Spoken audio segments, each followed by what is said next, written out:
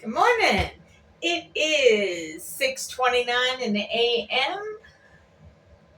in Virginia, the eastern coast of the United States of America. And hi, I'm Beth, and this is my box. Woo. I'm at work. It's my Friday, even though it's Saturday. But that's okay. I'm coming a bit late because I wanted to clarify a couple of things that I was saying yesterday.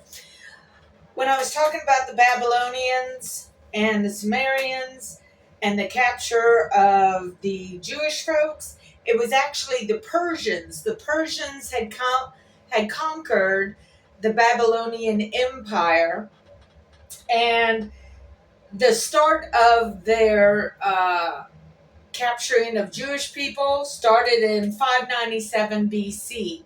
Okay, and they destroyed Solomon's temple in 587 BC. Okay, and it didn't end until 538 BC. And to highlight my conclusion of them writing, the Jewish folks writing things in the Bible to appease their captors, which were the Persians, King Cyrus is mentioned in the Bible. So it's kind of like Dumpian wanting to sign everything and have his name attached so that he could look like he's the big guy. It's all bullshit on what Dumpy does because he's just a lying con man and that's what he does. Well, you can see the similar pattern in King what was his name? Cyrus, the Persian king. He got his name added into the Bible for giving the Jewish people their freedom. Okay, what better way to try and kiss up to the guy that's in charge of your freedom than to write it in a book that's going to last for thousands of years? Okay? So you can't get mad at the Jewish people because what they were doing was just trying to survive.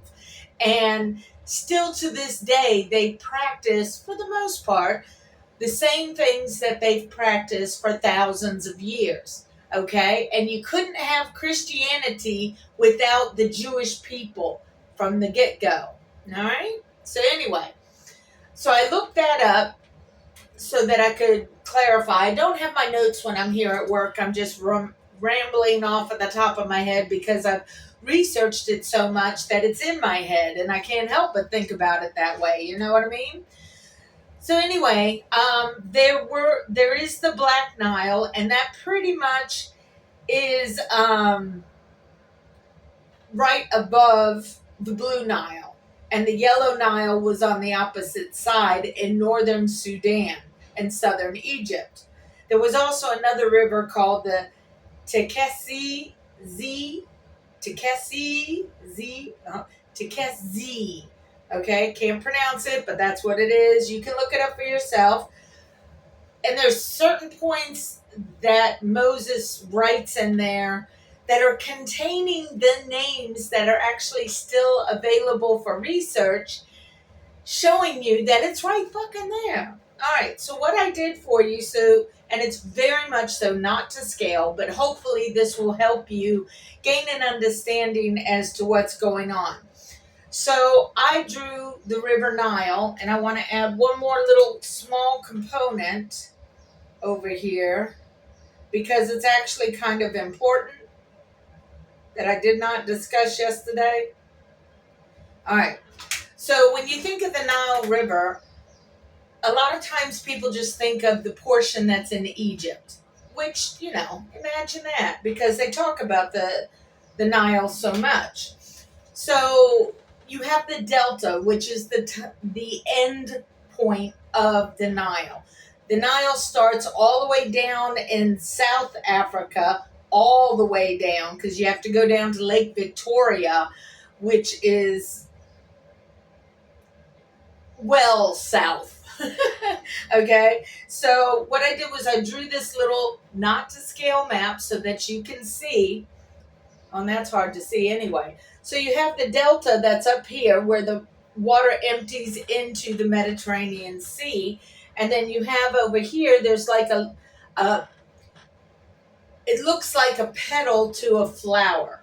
But what that petal is where they made a canal from the Nile to go over to this certain area over in Egypt so that they could have water there for their crops. Well, when you look at it from a distance, it looks very much like a flower.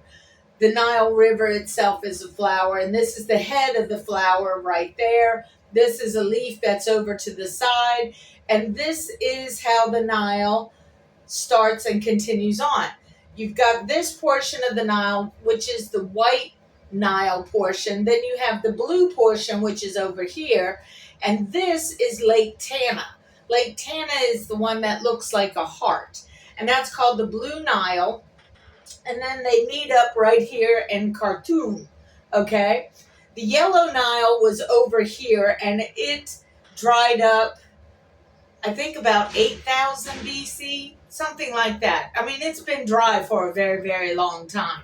So you had that one there. The Black Nile, from what the quick search this morning showed me, was right here above where the Blue Nile, oh, there's the Blue Nile.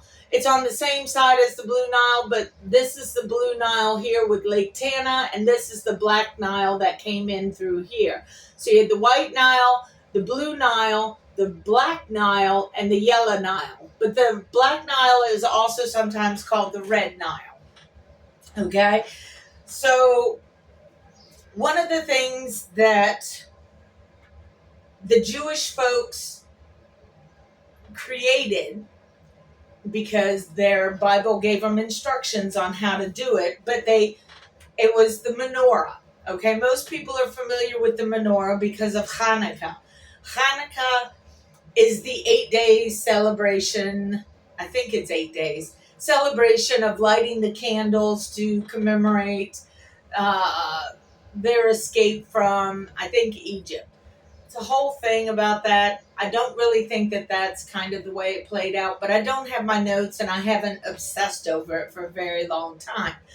But anyway, the menorah it's a candelabra that pretty much looks like the delta, okay? Because the delta has the branches that come out on the side, and then it has little other tributaries that go out into the Mediterranean Sea.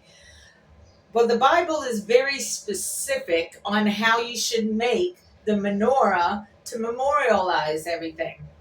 Well, the menorah itself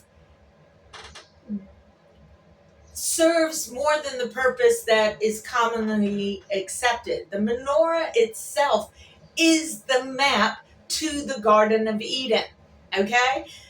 And if you look in the Bible, you'll see that all of the detailed instructions for making a menorah stops before you get to the base. Okay? So basically, it's like doing a flower, but stopping it right here.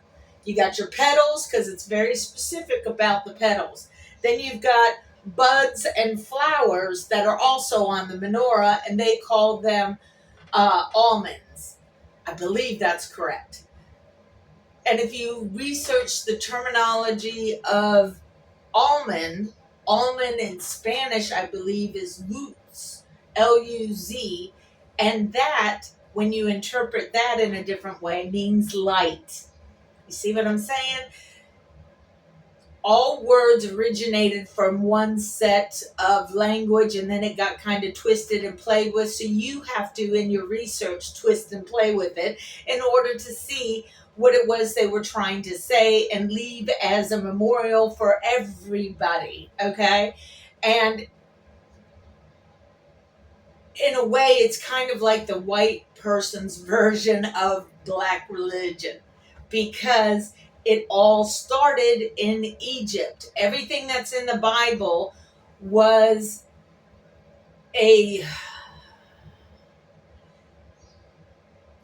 version of African religion, but it had to be hidden from the Persians, because the Persians were the captors of the Jewish people. And the Jewish people did not, because they believed in their faith so much, did not want the Persians to realize the whole truth. So then they had to make stories sound believable, but not give away the totality of their understanding of their religion. Now, I have recently found, I have done research with different YouTube people, and some uh, black folk are very, especially African black folk, are very much so saying that Africa is the Garden of Eden, which is great, but their philosophy on it is a little different than mine. And I'm not saying that they're wrong, and I'm not saying that I'm wrong or right. This is my philosophy as to how it goes. So the Jewish people had the instructions on the menorah and how to create it, to have yada yada buds, yada yada leaves, yada yada lights, the whole 9 yards. It was all done, but the base of how to construct and how the base of the menorah was left out. Why? Because they didn't want to give away the root, the location to the root of their religion. And the location to the root of their religion is down here. You have Lake Tana, right over here. Lake Tana, that's the heart of their religion over in Ethiopia. Why do you think Moses married an Ethiopian woman? Maybe that was supposed to be another clue. Hello. That's where y'all came from. Okay? So you've got the Blue Nile that's going here. You've got the White Nile that's coming from way down here, and Lake Victoria. Hold on. So yeah, Lake Tana, that's the heart of your Garden of Eden. Okay? So that's the heart of it. I have more thought processes of how things happen, but I do not have my notes in front of me. Basically, I think that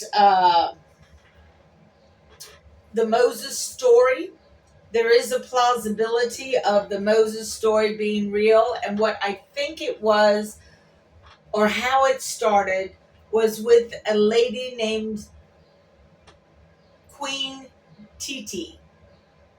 Okay, it's Titi. She married the Pharaoh, and I think she married the Pharaoh for a political maneuvering purposes. And the way that I see her, because of just the ultimate, very, very few images that are available for either her or her daughter or her granddaughter, I believe they were of the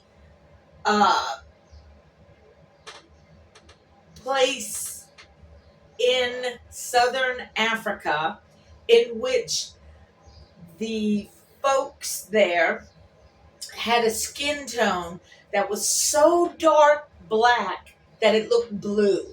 Okay?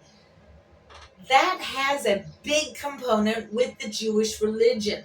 They had a specific blue that they had to use for their prayer shawls. The blue was very, very important to them for their whole remember concept, okay?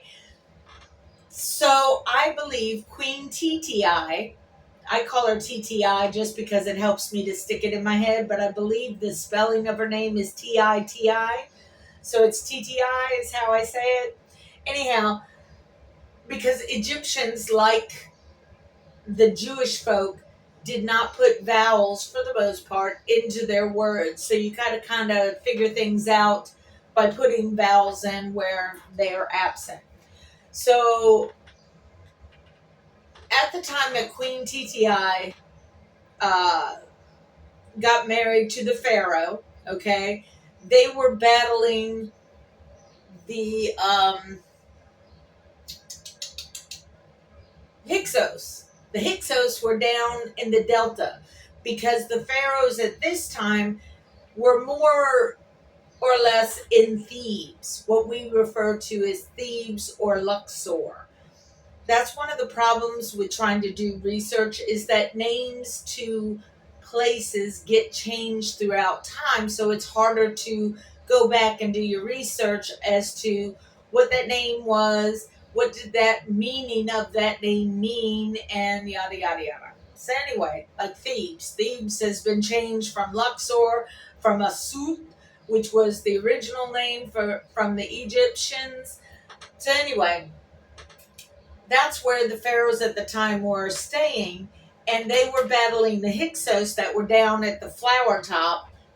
See, this is the delta of the Nile, and Thebes was pretty much kind of over this region. Okay, ballpark people. We're not being specific at this point. So he was battling the people down in the delta, but he was also battling people in southern Africa, the Nubians, and such like that. There was all kinds of politics and all kinds of details that I can't get into, first because I don't have my notes in front of me, and second, it was a lot. It's like I can't tell you everything that occurred because we don't even know everything that occurred. Okay? So anyway, her husband died, so she and her daughters later on ended up ruling Egypt while they were raising their sons, because the sons were too young to be the ruler. So they took the place of the ruler. They sat in the position of power while their young one was growing up. And I believe it was Queen Titi that actually did the initial meeting up with Moses. Okay? It was her daughter that pulled, if Moses' story is correct, that pulled Moses out of the water, as it were, because that's what Moses means, is being pulled out of. So if there was indeed a baby that was pulled out of the water, then it was Queen Titi as being the new mother of this child. Now, it could have been that because it was around this time frame that the Egyptians adopted the philosophy of, in order to combat my enemy, I need to take their children and then raise those children like Egyptians, so that when they go back to their place of normal living, that they can look out for Egyptian interests. Hold on. Now, whether that was a good thing or a bad thing in regards to humanity itself, I'll leave that up to other people, because that tactic was later applied in future societal cultures, as it were. Okay? I don't think she did it with ill intent. I think she did it to try and expand the beauty of the spirituality of Egypt, but you also have to govern the masses at the same time. So the Moses story happened under Queen Titi, and then you had her daughter who actually pulled the kid out of the water, as it were, according to the story. And then her daughter after that. It was a whole thing, and I'll get into it later when I have my notes or when I refresh my memory of it. I just wanted to mainly get to the point of reinforcing the fact that the Garden of Eden is in Africa, and the root of the Garden of Eden, the baseline of the flower of the Garden of Eden, is in Lake Tana, is Ethiopia. Because Lake Tana, even though when you look at it, even on a better map than this is a very short river, and it's a very small little lake, but it actually provides 80% of the water to the Nile. Okay? That's important, because all that water, all the way down, waters the entire country for everything that they need. So Lake Tana is the heart, because it looks like a heart. Okay, did I do that better? Oh, that's much better than yesterday. Lake Tana is the heart of the religion of the Jewish people. Now, when you think about them being taken away as captives by the Babylonians, No, not by the Babylonians, the Persians. Hello. When they were taken captive, they were held in captivity for almost 100 years. 70 so-ish years that they were held in captivity. Well, think about that, okay? The average lifespan of humans during this time frame may have been around 50, more or less. You know what I mean? Some people would live 20 years longer, some people would die 20 years sooner. More or less 50 years. So an entire generation of time was spent over in Persia. So whoever came over in the beginning that knew where their home was based at had died. They were gone. All the older folks that knew where their home was were gone. So if, according to my philosophy and how I think about it, I think that the Persians conquered the Jewish folks, but the Jewish folks that were in Ethiopia. They took the people from Ethiopia, okay, and then put them back down in Israel, the place we know as Israel today. So because all the elders had passed on, the newer generation that were freed were put into a land that was not theirs. That was not their homeland. They had no idea that they were messed up. So everybody, all these Christians that are all, ooh, Israel, we got to defend Israel, especially from those demonic Palestinians. How rude. That's not where they belong. Where they belong, the original Jewish people, the original people that were all about the Bible, they belong in Ethiopia. Hold on. Hopefully I'm back on track because I had two things happen. Anyway, so yeah, the place that the Jewish people belong, as far as what they were promised in the promised land and this, that, and the other, is Ethiopia. It is not where Israel is currently located. So all you people that are all pro-Israel versus the Palestinians, you've misplaced yourself because you bought into the Roman propaganda and the Persian propaganda of what it is and where it is they're supposed to be. So maybe we need to look a little closer at that than to sit here and condemn the Palestinians or condemn Israel, because both of them should just get their shit together and join together as a one type of thing. And if they're not that, then have it as two separate things. Don't go land grabbing for no particular reason other than the corrupt Netanyahu wanting to stay in power. I don't look too much closely into the politics of what's going on over there right now, because Netanyahu is just as bad, if not worse, than Dumpy, because Netanyahu's out there killing everybody, and all of us ignorant Americans are supplying him weapons to do what he's doing. Do I agree with Hamas and what they're doing? No. But it is what it is. I'm not in charge of nothing. I'm just in charge of my little world. Anyway, it's been 23 minutes. I just wanted to put out the information to clarify some of the stuff I said yesterday. But anyway, y'all take care of yourselves. I'll talk to you later, and maybe eventually, especially if people are interested, I'll go into more detail by looking into my notes, because good God, I spent decades looking at it. Not for you guys, really. I was doing it for me, and it made me feel better. And because going into the research and understanding that it's African spirituality that is the beginning of all of our understanding of what spirituality should be, I get to enjoy the pleasure of recognizing my God saying hello to me in the most beautiful, graceful way. And as a human, it's kind of hard sometimes to hold on to it in normal circumstances. But yeah, so I get to enjoy that, and I get to walk basically in the glory of God, if you want to put it that way, when I'm out there doing things. I feel safer knowing that whatever I'm doing, because I try and live in honesty, that I will be protected by somebody or something higher than me.